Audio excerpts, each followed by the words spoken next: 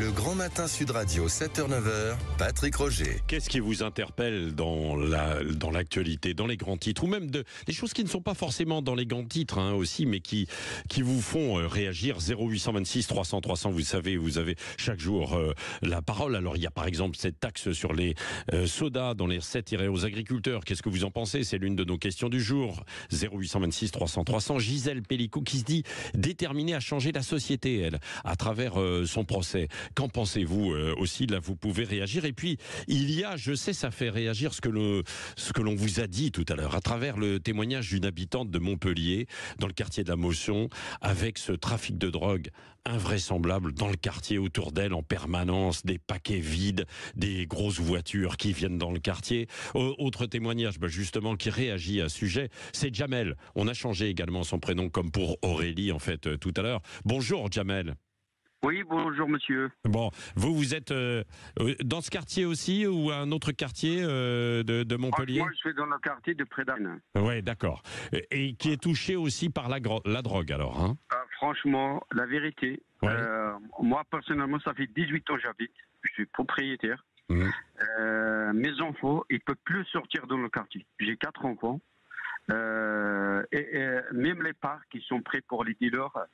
On a essayé de faire quelque chose, mais non, malheureusement, on ne peut pas faire le travail de la police. Eh oui.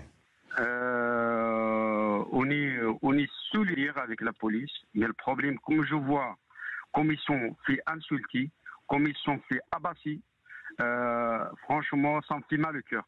On dirait, l'État, il est contre nous, il n'est pas avec nous. Ouais. Oui, parce que vous vous sentez un peu abandonné face à ces dealers qui contrôlent alors finalement le quartier, quoi. Exactement. Moi, j'ai l'impression l'État, il n'existe plus. Ouais. Je regrette de dire ce mot, mais des fois, je ne vous cache pas, j'ai envie de voter pour Marine Le Pen, mais je ne sais pas s'il va changer quelque chose. Ouais. C'est ça le problème. Ouais. Le problème, nos enfants, ils sont prêts comme des otages, quoi. Ils ne peuvent pas sortir. Et vos enfants, ils ont quel âge, Jamel? Franchement, mes enfants, bon, le plus petit, il a 12. Ouais. Après, le plus grand, il a 19 ans. Donc, voilà. Et comment vous faites pour qu'ils échappent justement ça? C'est entre guillemets assez trafiquant. Ouais. Ils sortent pas de la maison. 18 ans, 19 ans, vous pouvez pas les empêcher de sortir. Non, mais le problème, c'est comme ils étaient petits, s'ils vont sortir, je les ramène très loin, dans un parc qui est un peu calme. Ouais. Et maintenant, comme ils sont grands, soit le sport, soit l'école, ils vont nulle part. Ouais. La plus grande, il travaille, ça va, il est à l'école, il travaille en même temps. Ouais. L'autre, c'est pareil. Ouais. Et le petit, j'essaye de le protéger, quoi, au maximum. Ouais, ouais. Et donc, vous, c'est dans le cas. J'ai pas bien compris le nom du quartier, là où vous êtes, vous? C'est près d'Arène. D'accord. Ouais, ouais. Mais donc, il y a beaucoup de quartiers, donc à Montpellier. Il n'y a pas qu'à Montpellier, mais qui sont touchés par ça. Il y en a partout. On a fait le score par rapport à l'État. S'il faut faire quelque chose. Ouais. On peut plus. On peut plus. C'est un appel de détresse que vous lancez, hein, Jamel. Voilà, exactement. Chaque matin, je sors de mon travail. Et aussi, ma femme, elle sort à 5 heures pour aller au boulot. Et ma fille, des fois, elle rentre à minuit. Et je dis, est-ce qu'il va rentrer à la maison ça, il sauf ou pas? Ouais.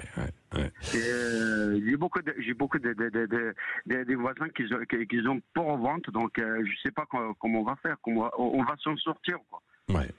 Merci en tout cas de votre témoignage, courage, et on vous donne la parole. Si vous voulez réagir comme Jamel là, de Montpellier à l'instant, vous n'hésitez pas à vous rappeler aussi au 0826 300 300. Je vous donnerai la parole tout à l'heure après 9h. Allez, autre témoignage. Alors, rien à voir, et puis ça change un tout petit peu et ça nous fait du bien aussi.